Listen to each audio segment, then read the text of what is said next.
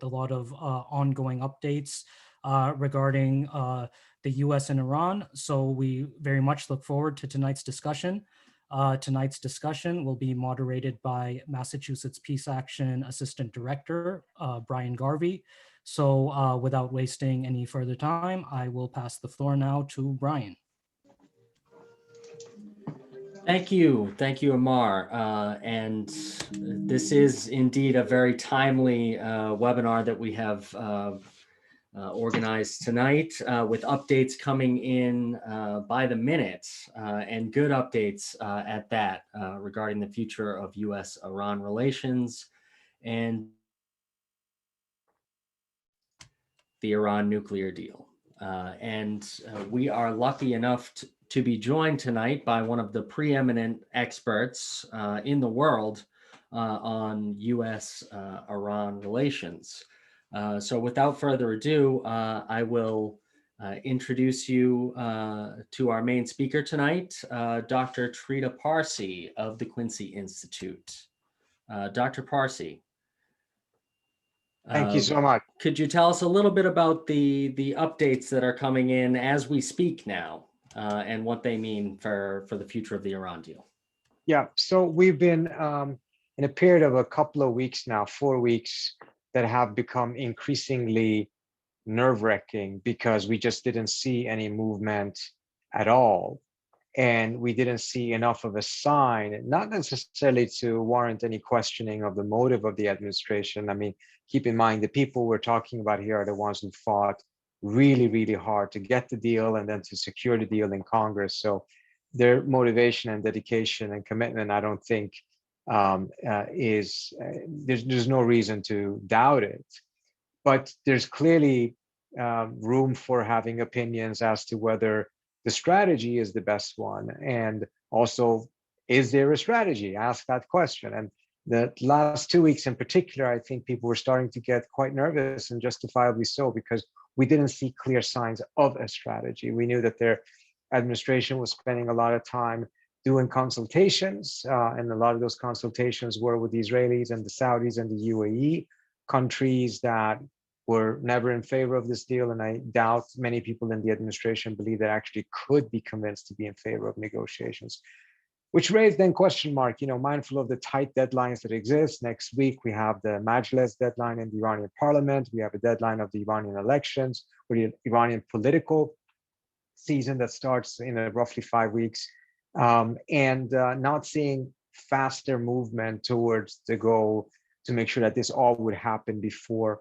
the Rouhani administration ends, and we have no idea who would come afterwards. So that created a lot of nervousness and question marks as to whether the administration is sufficiently attentive to this issue, attentive to these deadlines, or if there's a completely different strategy they're pursuing that no one had really quite managed to figure out.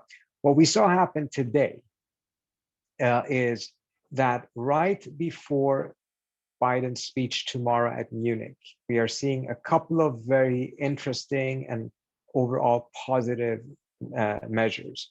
On the one hand, the administration has rescinded the letter that the United States under Trump sent to the UN Security Council, claiming that the snapback sanctions had now been snapped back. Of course, no one in the Security Council, with the exception of the Dominican Republic, accepted that. But nevertheless, this was an important symbolic move to show that the US is now moving deliberately away from Trump's maximum pressure strategy. That's one. Two, lifting restrictions on Iranian diplomats so that they actually could come to Washington and their movement, which is not necessarily critical for the JCPOA as a whole, but as a symbolic measure to show the direction that the administration is moving. And then most importantly, publicly saying that they would appreciate an invitation by the Europeans that would be convened by the Europeans, because they have been the conveners throughout this period, of the next meeting of the P5+1 and Iran. This is important because in track 2 diplomacy that has taken place during the transition, before the transition, and as of late, it had been made clear that all the US needed to do was to show up. They didn't need to lift all sanctions and everything else, but if the US showed up at the P5+1, it could show up as a attendee, it could leave as a participant of the JCPOA, meaning re-entry. Then at that point, dialogue would begin, diplomacy directly, and they would then be able to sort out all of this mess about in what space and what timing will the lifting of sanctions take place, and what timing, etc., will the reversal of the Iranian steps take place, so that soon enough both sides could be in complete positive standing with the JCPOA, meaning that they are fully living up to all their obligations. Once that is done, that's when we get to the point that many of us had hoped we would get to already by now, which is that we would start negotiations on add-on agreements, meaning that whether it is demands to make certain aspects of the deal tighter, stricter, lengthier, etc., as well as negotiations on regional issues could start commencing, obviously with small baby steps, but nevertheless, we would be in that territory. I think these steps have been very positive. The Iranians will now need to respond to it based on the communication that has taken place before. There's good reason to believe that the Iranians will accept. They may have some caveats, etc., but that's fine. There will nevertheless ultimately be an acceptance. So all of that is very important. But there's a bigger lesson, I think, we in the advocacy community, in the community of individuals and organizations supporting the JCPOA, should also learn a takeaway from this episode, which is, for the last 4 weeks, almost all of the pressure on the administration came from opponents of the deal. Take a look at the op-ed pages, take a look at the editorials, take a look at everything that was happening. They were very, very active. Whereas supporters of the deal were, on the one hand, writing supportive things, but at the same time, we were a little bit scratching our heads trying to figure out what actually is the administration doing. It's kind of difficult to be supportive of a process that we don't understand. And then in the last 10 days or so, more and more people realize there actually is a need for counter pressure, a reminder to the administration that they need to move fast, and we should not get stuck in these public spats about who goes first, etc. In the past, that type of a constructive pressure on the Obama administration was not only useful, at times I can tell you personally, people in the White House encouraged us to push them publicly because they needed that type of a push in order to balance out the negative pushes coming from the other side, but also to have an impact on the internal conversations. I think one takeaway is that we are now already very early on in the administration's lifespan over the hurdle of thinking, can we really be critical? I mean, we're supporting what they're doing. We know that their intentions are right. Would it really be friendly to do it? Would it be perceived as negative? The other side is already criticizing them so much. Should there really be more criticism? Actually, yes. If it's done constructively in the right way, it is actually not only useful, it's at times needed. And having overcome that hurdle this early in the administration ultimately may be a very positive silver lining of what has happened in the last couple of weeks. What I expect now is to see if we have an even stronger signal from the president himself tomorrow as he speaks in Munich about the intent of the United States to fully go back into the deal, whether he will express it as realigning the United States with the UN Security Council Resolution 2231, or however yet it is formulated. But I think that is going to be another important signal here in order to overcome some of the hurdles of the last couple of weeks and get started on the diplomacy. I do not suspect it to be enough to get the Iranians to completely set aside the February 23rd deadline that their parliament in Iran had put in place.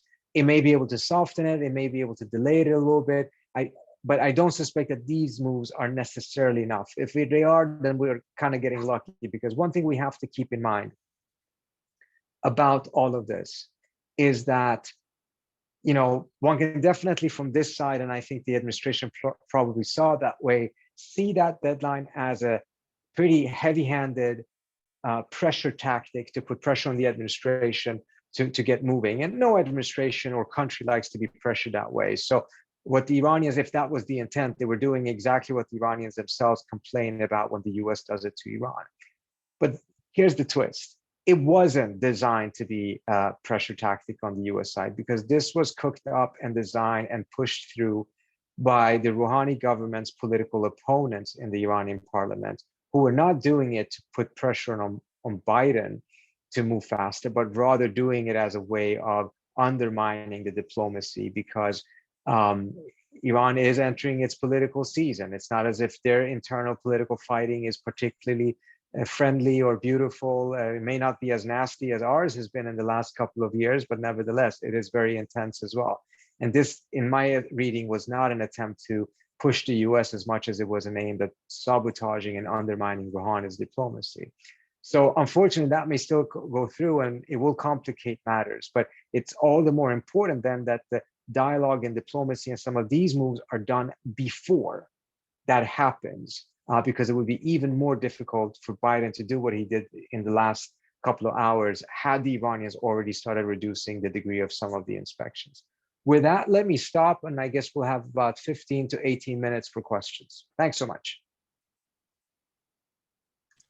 Thank you, Dr. Parsi.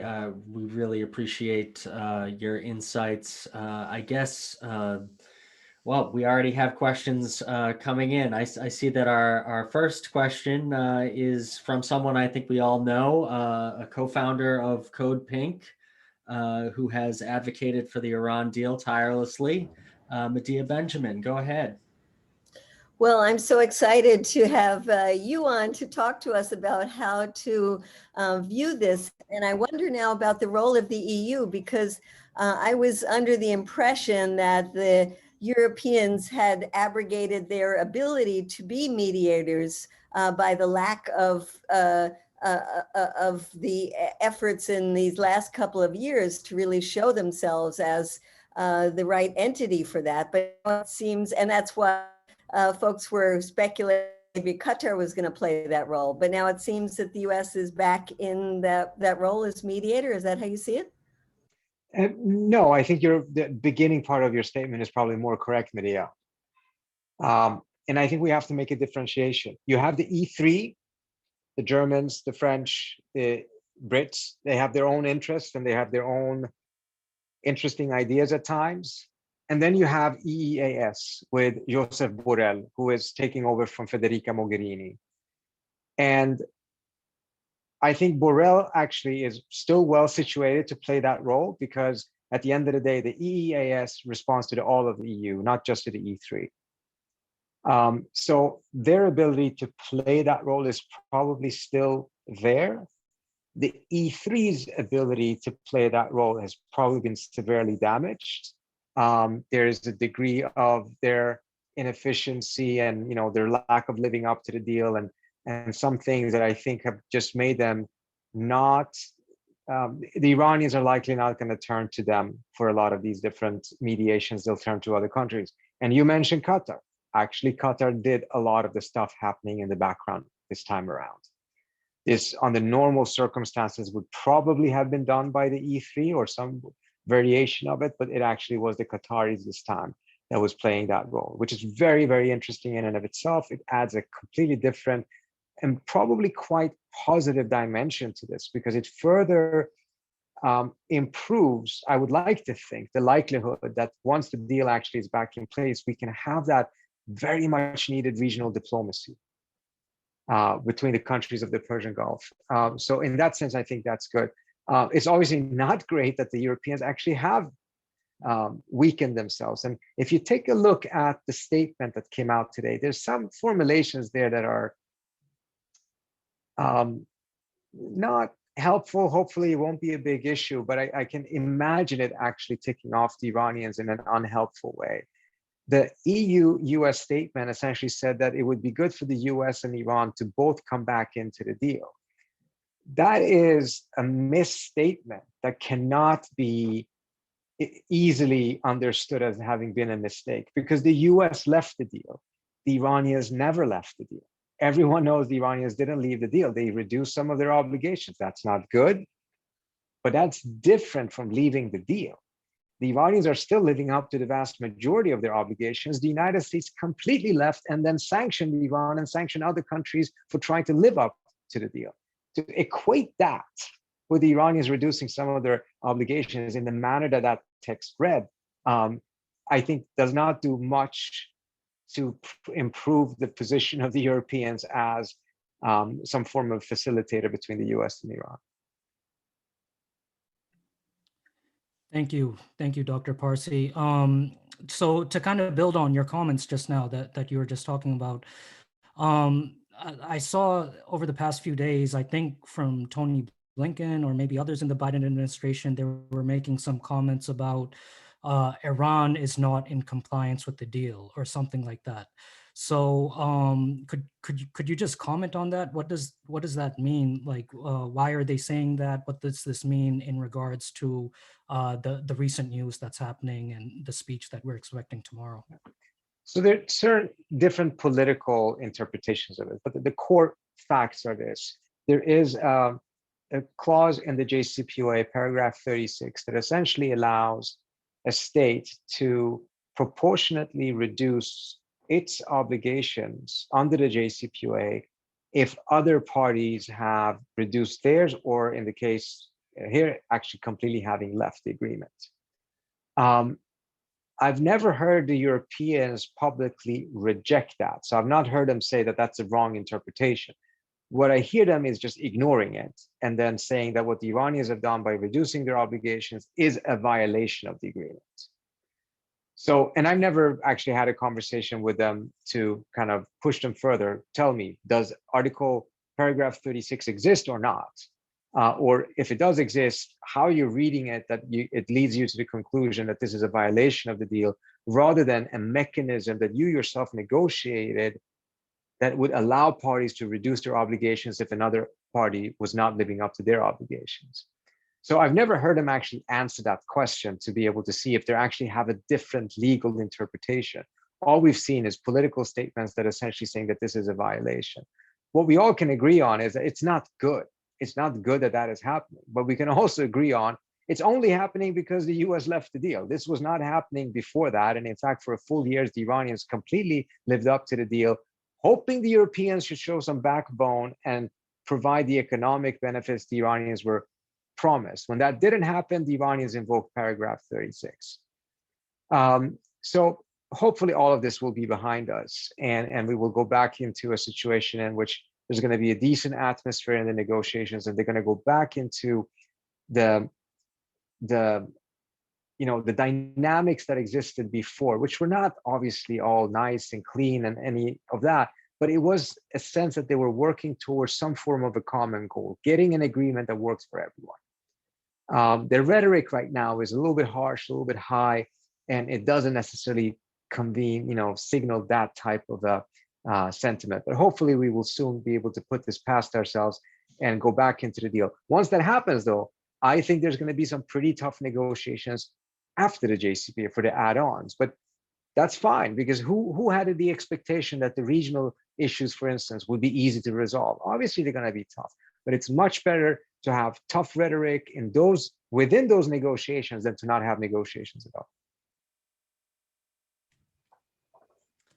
Thanks. Next, we're going to throw it to some more questions. I just want to let everyone know that you can either ask your question through the chat and we can read it for you, or you can click the participants button at the bottom of your screen and then click raise hand. Jim Capizzo has done that. So next question is from Jim. Go ahead. Hi, I have a couple questions. Can you hear me? Yep, go ahead, Yes. Jim. We can hear you. The first thing is there was an article in Atlantic Magazine online, the case against the Iran deal. It makes a lot of points against the deal. It's written by a former Israeli ambassador. So could comment on that. And the other question is something I just came across from something called Foundation for Defense of Democracies, the IEA's right and obligation to inspect military facilities in Iran. So this has been with me for a couple of years. Are they able to inspect the military bases in Iran? And can you comment on this article on the case against the Iran deal? I don't know if you've seen it. I saw it early on when it came out. I don't remember all of the arguments in it. I do remember that it was not a particularly convincing piece with any particularly new negotiations. There was one line towards the end, if I recall correctly, that was really problematic because essentially it said, how dare the United States do something that is not going to be good for Israel? And I just found it kind of shocking that that is, an argument that the former ambassador I thought would really have that degree of receptivity, because essentially it's saying, even if it's good for you, you shouldn't do it because it's bad for us. But the United States is its own country and has to make its own decisions based on its own interest. In regards to the military sites, the deal provides a mechanism in which, if there is suspicious activity and evidence that show that there's suspicious activity at a site, the IEA can request access to that site. The Iranians can reject, but if they do, it will go to a committee in which the structure of the vote is such that as long as the US and the Europeans vote together, the Iranians will always be forced to open up their doors and allow that inspection to take place. Now, the IEA is nevertheless going to be careful requesting access, because if it keeps on requesting access and it turns out there's nothing there, it loses credibility. And that undermines the entire inspections regime. So they don't want to go on a wild goose chase in Iran. They will only ask for access if they have some convincing indicator that there is a reason for them to inspect. When that has happened, the Iranians have given access. So for instance, there was one military site that had been inspected several times before. The matter was closed and it was supposed to never be brought up again. Nevertheless, the IEA did so. And to my surprise, the Iranians actually gave access, even though the matter had been closed between the two sides. So the argument that the Iranians are not giving access is fundamentally false. When requested, they have given access. But the IEA has not requested to see everything the Israelis or the Saudis have pushed them to request, because they could not, or the Trump administration did, because no convincing evidence was provided to justify such a request. Thank you. Thanks, Dr. Parsi. Our next question is from Paul Shannon. Go ahead with your question, Paul. Thank you, Brian. And thanks for being with us so much, Doctor. I wonder if you could zero us in to tomorrow's events and what we should be really looking for, what will signal what direction things are going to go. What I would be looking for tomorrow is if Biden at the Munich conference tomorrow gives a very clear statement about his intent to go back into the JCPOA, or whether he will, as I mentioned in my opening, talk about resolution 2231. I don't think we should have high expectations that he is going to announce any particular decisions of substance at this point, but rather that he will make it clear that this is what we're doing, because that will then put into the right context the moves that we saw today. And essentially perhaps even reiterate not just the desire to say yes to such an invitation. By tomorrow, that invitation may actually have been delivered, and he may announce there that we're accepting that invitation. Accepting that invitation essentially says the US is going back into the deal, because that meeting is for members of the deal, participants of the deal. So for the administration to say that, for Biden to say that, would be a very strong message and indicator. It's not going to resolve everything, but it's going to do something very important. It is going to lay to rest some of the question marks that have popped up in the minds of the Iranians in the last couple of weeks, because things moved so slowly.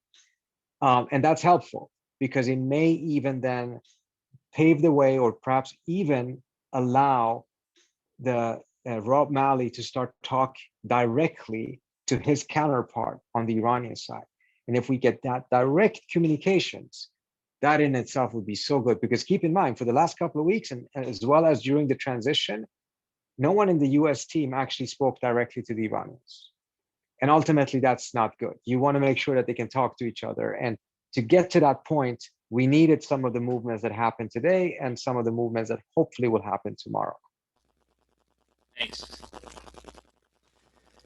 Thanks. I actually have a question from the chat, and perhaps we should have framed this earlier, but this is from James, who asks, he says he hasn't been following this closely, and asks if you would explain the reasoning for pulling out of the JCPOA in the first place.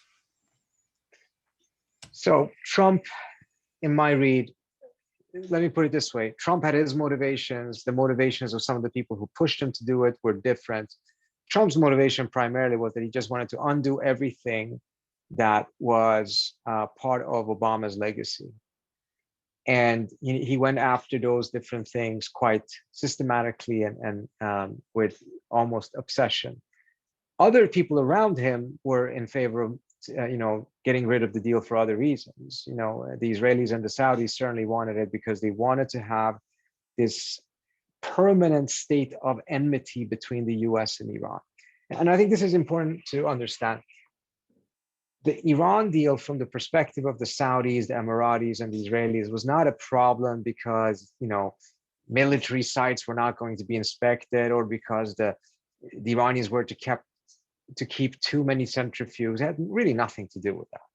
What it had to do is that if the United States and Iran resolved this issue, and the US and Iran actually started resolving their other issues and started dealing with each other like two normal countries, and started to set aside their enmity, they may not become friends, but set aside their enmity to a certain point, it would pave the way for the United States to slowly but surely start extracting itself out of the region militarily, meaning our troops could come home.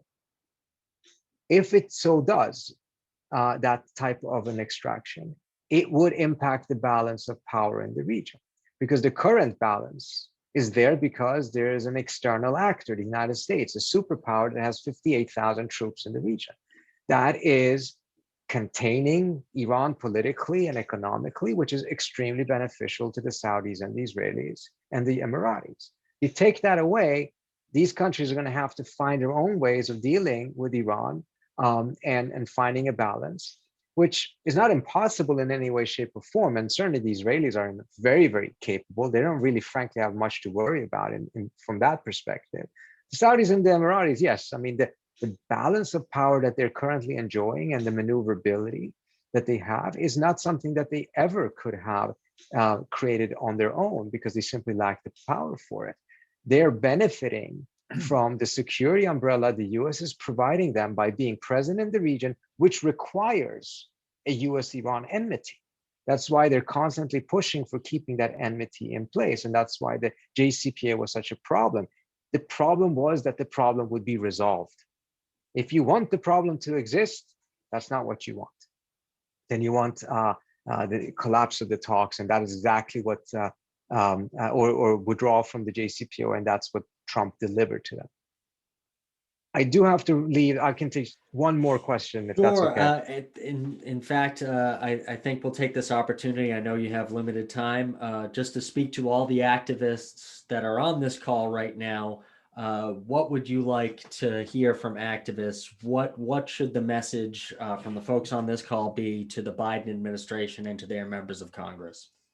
I think the Biden administration, members of Congress, needs to hear in a constructive way that activists for peace, progressives, and others who were critical in making sure that the JCPOA won the fight in Congress in the first place, that they require and will push the Biden administration to live up to the promise of going completely back into the JCPOA as quickly as possible, instead of getting stuck in these games of who goes first, etc.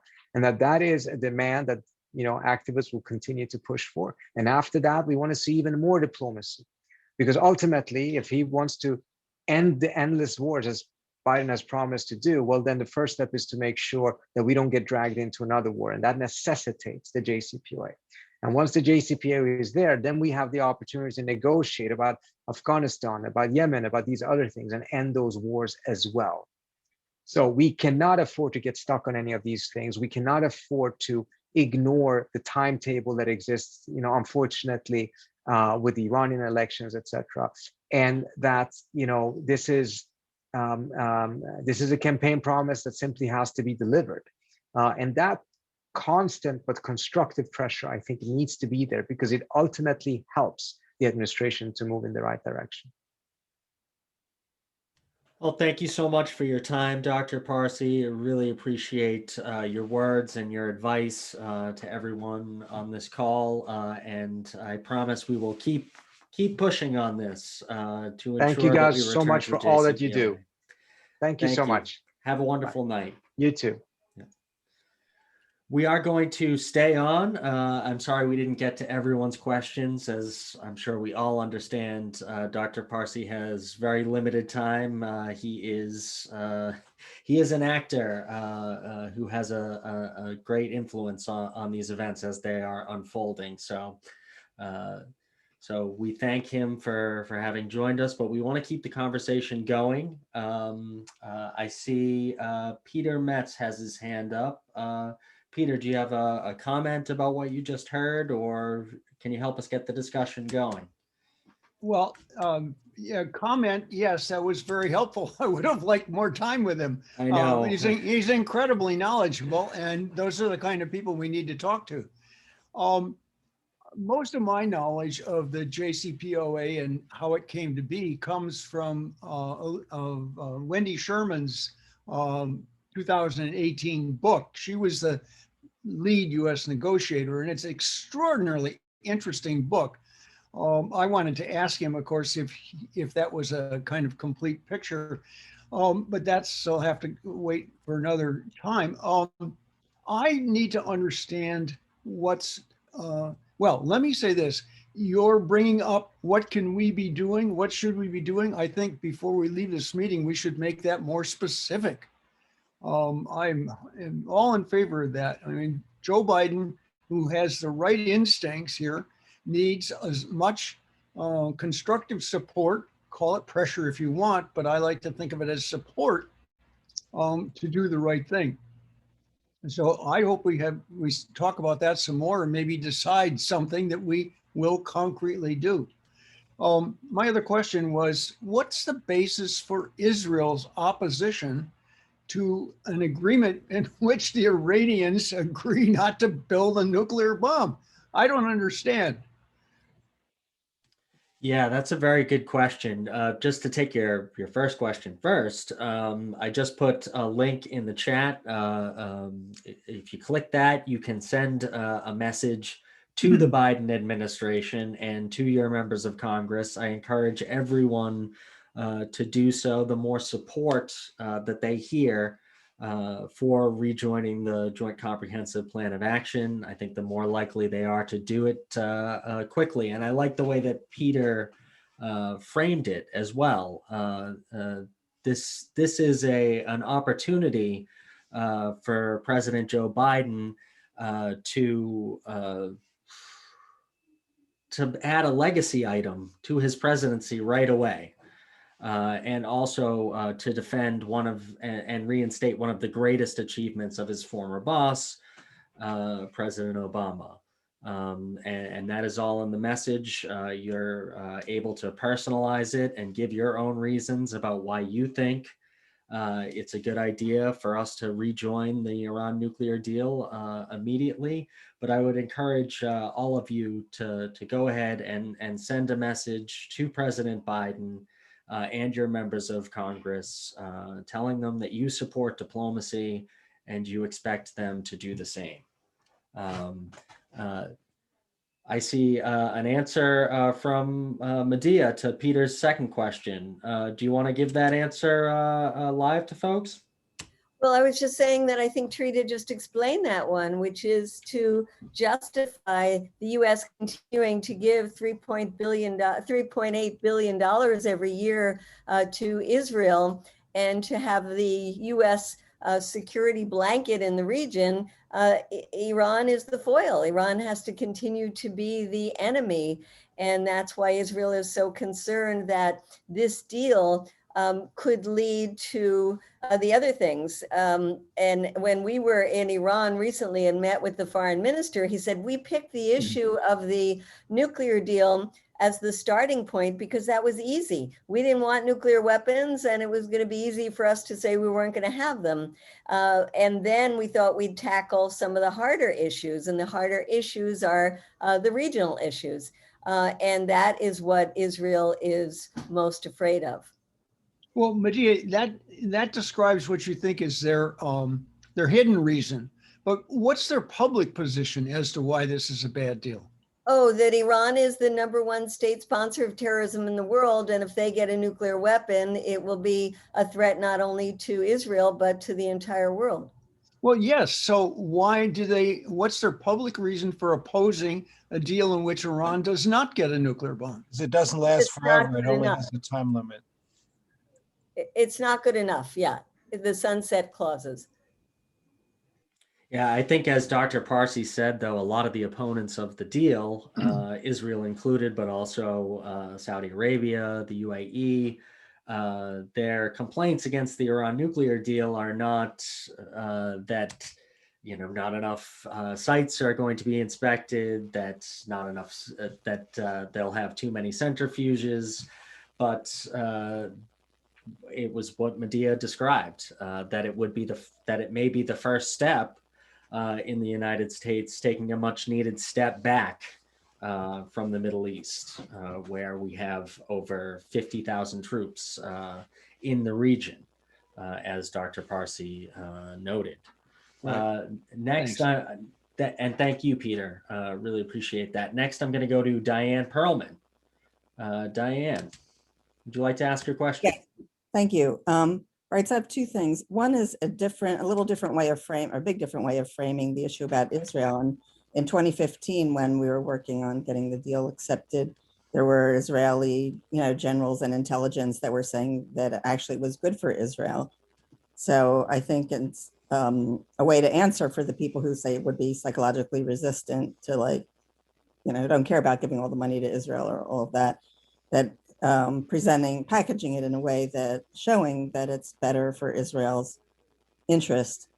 And the other thing I wanted to mention is that in November of 2019 was the first UN meeting of a conference on a nuclear weapon-free zone in the Middle East.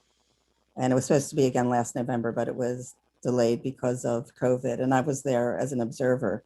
So it's a completely different forum. It's a very different energy, and it's a very sort of dignified, where the delegates from all the countries in the Middle East are, in the middle themselves, not, with the big powers around them, and also they were dealing with Iran, of course, was the only non-Arab, and there were issues that I didn't observe all of them, but they were very masterfully dealt with. But there is another forum that has some value that's part of the whole picture. Yeah, and I think that's a very important point that you bring up of the need to make the Middle East a nuclear weapons-free zone, and it perhaps is another reason why Israel has been, the government of Benjamin Netanyahu has been so dead set against the Iran nuclear deal. Because obviously this brings up the elephant in the room, and that is the one country in the Middle East that currently has nuclear weapons, and that is, of course, Israel. So there are other motivations beyond the stated ones for Israel's opposition to the JCPOA. So thank you, Diane. Next, I'm going to go to David Keppel. David? Yes, thank you. Well, Diane just made a very important point about the nuclear weapons free zone. As you recall, the resolution at the end of the first Gulf War, Resolution 687, committed us, among others, to support a nuclear weapons free zone in the Middle East. So that is something we can appeal to. And it's a reason for the Iran nuclear deal. And it also covers the risk that if there's more proliferation in the Middle East, that would then involve Saudi Arabia and other countries and really get very much out of control. So this is part of our campaign for the global abolition of nuclear weapons. It's one way of seeing this effort. Thank you. And that is absolutely a cause that we support, David. Massachusetts Peace Action and the entire Peace Action Network is committed to the global abolition of nuclear weapons. And I couldn't agree more with what you just said. Next up, we have a comment from Paul Shannon. Go ahead, Paul. Okay, thanks, Brian. Yeah, given the seriousness of the situation, I think it's great that we have a petition, but I think much more direct pressure has to be exerted. First of all, at a minimum, to be able to go to the White House website and send individual emails, I think would be a good idea. I don't think the White House phone message machine is working yet, but that would have been better. But at least have, individual messages going into the White House on it. But even more important, if it were possible, to have a socially distanced rally, outside rally, that the press may be interested in, given the immediacy of the present situation. I'm thinking maybe even this Saturday or something like that. That we get a good group out somewhere public and really make a stink about this and hope it generates some discussion, because as he said, all the discussion in the media now is about, this is a terrible, dangerous thing. Iran is so terrible. So I think it just to show publicly an alternative viewpoint this would be a good time to do that. Thanks, Paul. I think that hopefully we're seeing that narrative is starting to change a little bit with these recent announcements that the Biden administration is taking steps in the right direction. But I'm very interested in that idea. So I will say that in a follow-up email, we will send both the link to the White House's website where you can send an individual message, along with the one that I shared in the chat. I think the more the better. But also, yes, I would say that we should invite people to participate in a socially distanced public demonstration. And we can see if there is enough momentum to put something on and do so in the very near term. Hopefully in support of what President Biden is going to announce tomorrow, but also to pressure him to go further. Our next comment is going to be from the Reverend Bob Moore. Bob, would you like to go ahead? Yes, thank you. And I'm the director of the Coalition for Peace Action in Central and South Jersey and Southeastern Pennsylvania. I want to start by thanking you and Massachusetts Peace Action for hosting this excellent program. Trita is really top of the line in terms of working for peace in Iran and throughout the Middle East. So really grateful for that. I'm thinking in terms of an angle of diplomacy, not war. We started our diplomacy, not war campaign when the Iran nuclear agreement was being negotiated, because it was so clear that the alternative, which we were drifting toward rapidly, was war with Iran. And it was only that diplomatic surge, I think, that prevented it from happening. And we need that same kind of surge now, which is to say, build on. President Biden is off to a good start with extending the New START agreement, stopping U.S. support for the Yemen war, and other diplomatic initiatives. So we need to say, keep going, Mr. President, go this next step, get us back into the diplomatic engagement, and that is how we get the permanent long-term solution to these problems. So I just want to encourage us to do that. I'm anxious to get the kind of message you posted, Brian, out to our supporters when we were lobbying for the U.S. Support for the Yemen war to stop. We got the strongest response we've ever had to our ask to our supporters to send messages to President Biden. We had over 350 of our supporters send that message. It was very much higher than anyone we've ever had before. And I think we need to do the same kind of ramping up in terms of the Iran nuclear situation, where we're at the point where it could very easily collapse if something doesn't move fast. So again, thank you, and let's work together for diplomacy, not war. I couldn't agree more, Reverend Bob, and we had a similar experience with our advocacy on Yemen. Great participation. And I think one of the reasons is because there was a large international effort to do so, just like with support for the Iran deal. So I think Medea just said it in the chat a little bit earlier, that the way that Dr. Parsi phrased it is that that Joe Biden needs a supportive push. I think we need to, we all had the experience, those of us who were active during Trump's presidency, that we were sort of pushing on a closed door, and that he was dead set against these initiatives that we wanted to push through. And we saw the consequences of that several times.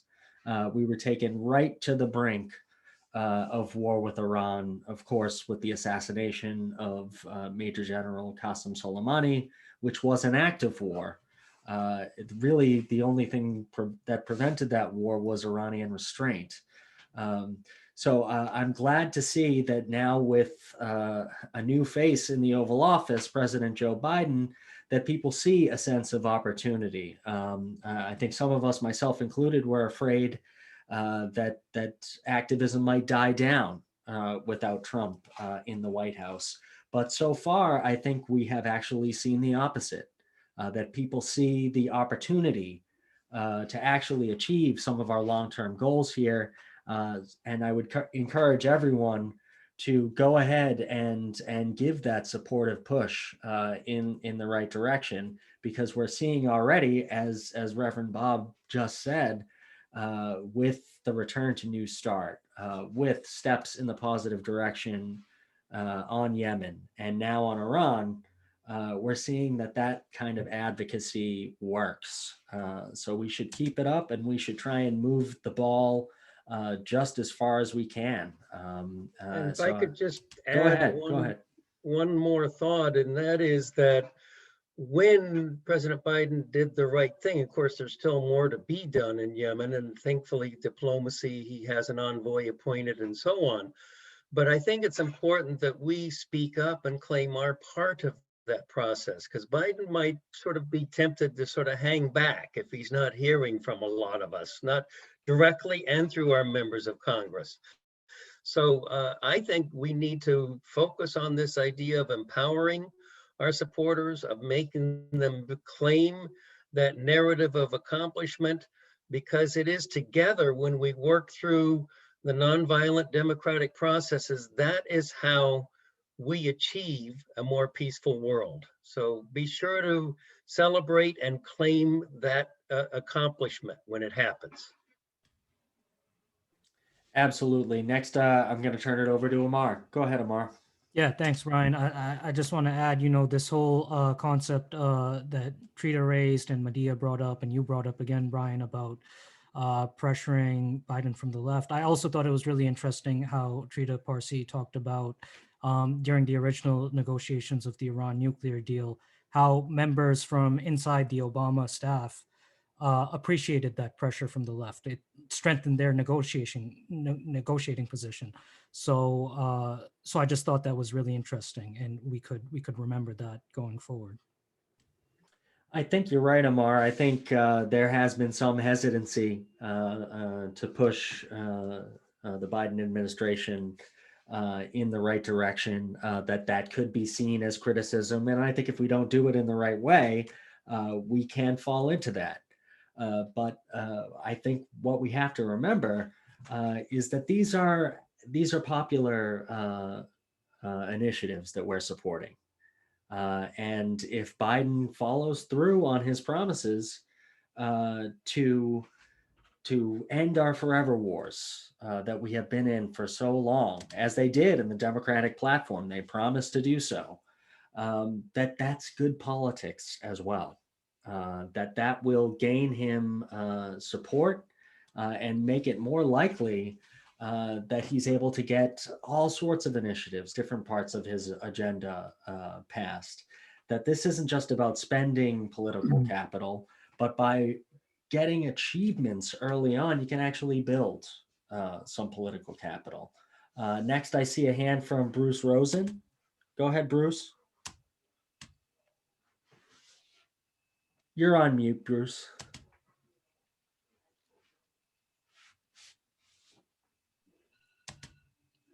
You had it for a second, but it muted you again. There you go. Hear me now. Yes. Russia and China are part of the JCPOA, but they've not been brought up in this discussion. And that's a whole other problematic thing in terms of the new administration's relationship, which we expect would be uneasy, but we need to collaborate with them also. And then there's a third country, an ancient rival of Iran, literally next door, Turkey, an important player there. And it's not part of that, but obviously fits into the whole regional thing. So is there anyone who could comment on, obviously, Russia and China, but also on Turkey, if this is going to be a comprehensive approach? I think that they belong in the discussion and not just the Europeans and us. Yeah, I think those are good points. And I think rejoining the JCPOA will make diplomacy with Russia, China, North Korea more likely. That's one of the things that concerned me most when Donald Trump pulled out of the deal, is how that can affect your negotiations with other countries, because they'll say to themselves, why should we make a deal with you if you don't honor your agreements? So I do think that rejoining the JCPOA, because this is something that we not only broke our word to Iran when we pulled out of the JCPOA, we broke our word with France, the UK, Germany, Russia, and China as well. So I think rejoining this agreement is a first step towards so many things that we want, not only in the Middle East, but also in terms of great power rivalry and preventing a new Cold War. As to Turkey, I do think that diplomacy with Turkey is incredibly important, as we all know. Second largest military in NATO. The last I heard, Turkey, Iran, and the Russians are negotiating over another one of these regional issues that Trita Parsi mentioned, which is, of course, Syria. So it is incredibly important for us to open up the lines of communication with Iran.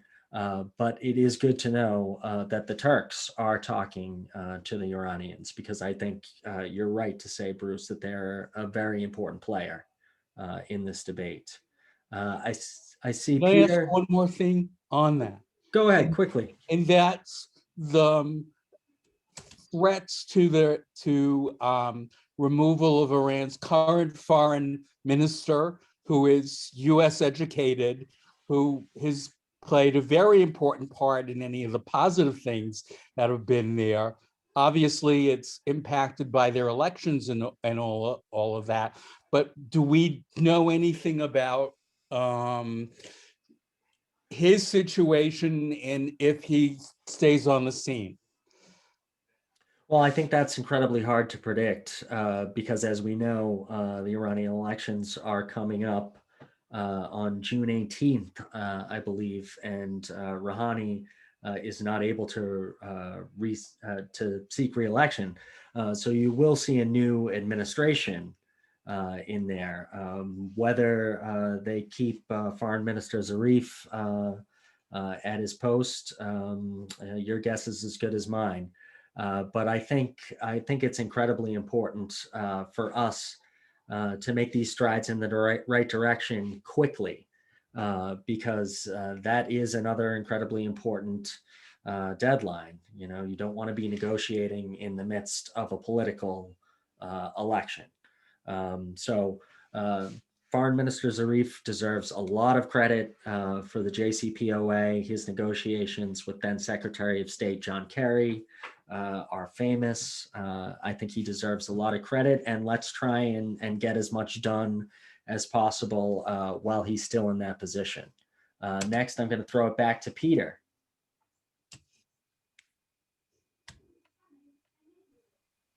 I just want to encourage people to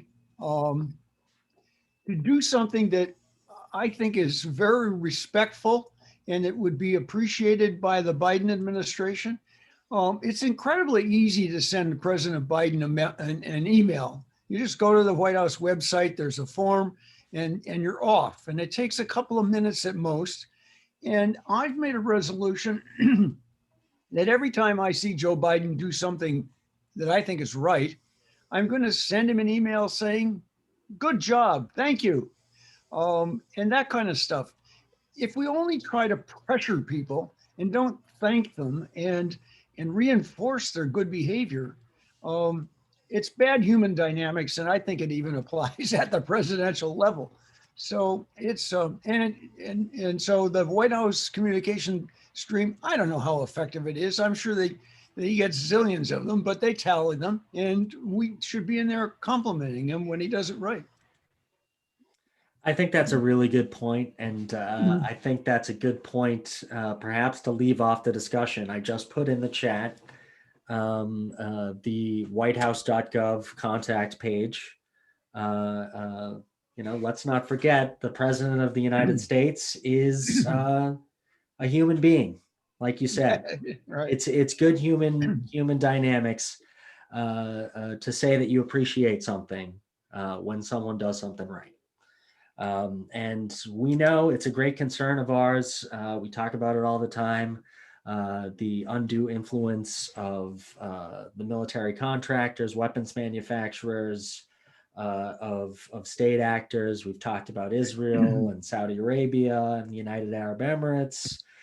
We know that they have huge lobbying operations, and they don't have our priorities at heart. So we know that members of Congress and the President of the United States is hearing these voices. He needs to hear voices for peace as well. And that's the main asset that we have as peace activists. We know that Americans are sick and tired of never-ending war, and we have the power of the people on our side. But that means it's up to us. It's up to you, people hearing my voice right now.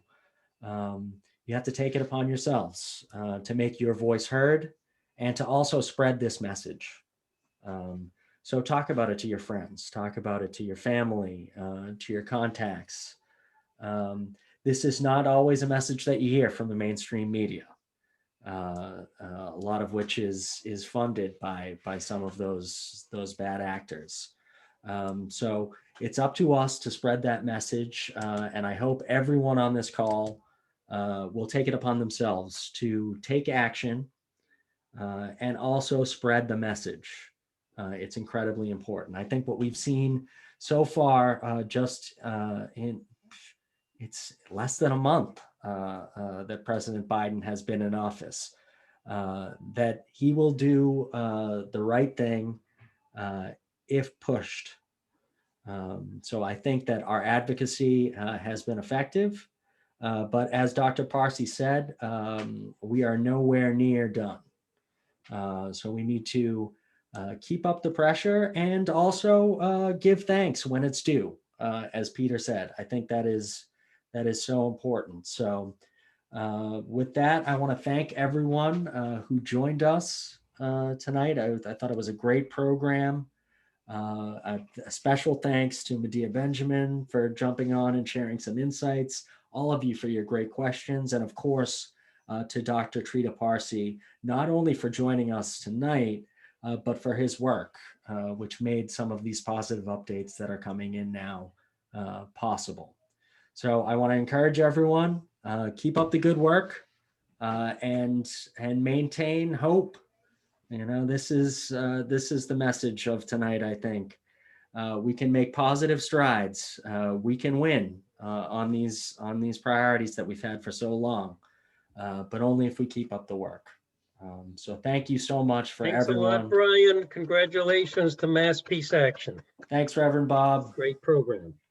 Good job, Brian. Thanks, Medea. Everyone have a fantastic night and peace. Peace.